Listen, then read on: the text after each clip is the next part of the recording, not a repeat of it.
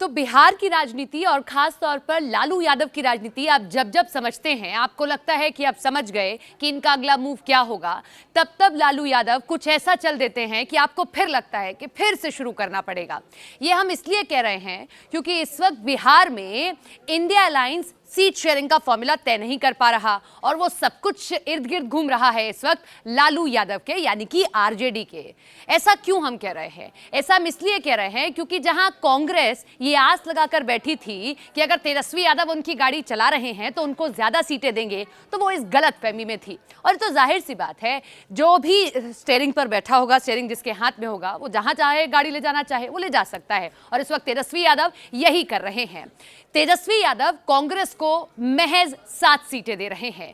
कांग्रेस ये उम्मीद लगाकर बैठी थी कि कम से कम 15 नहीं तो 11 सीटें तो मिल ही जाएंगी, लेकिन ऐसा नहीं हुआ। आरजेडी सिर्फ और सिर्फ 7 सीटें देने के मूड में है।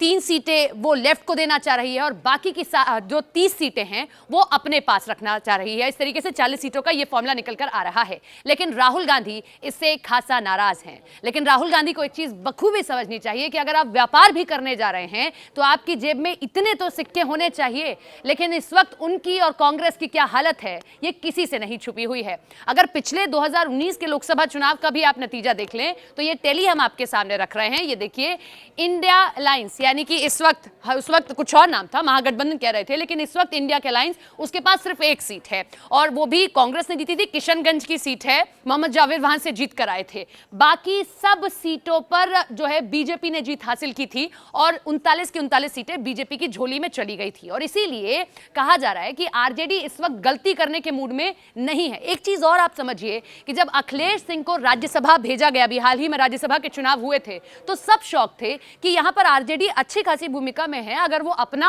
दावेदार उतारती तो वो अपना भी कोई व्यक्ति भेज सकती थी राज्यसभा, लेकिन उसने अखिलेश सिंह, जो कि मौजूदा समय में प्रदेश अध्यक्ष हैं कांग्रेस के, उनको भेजा।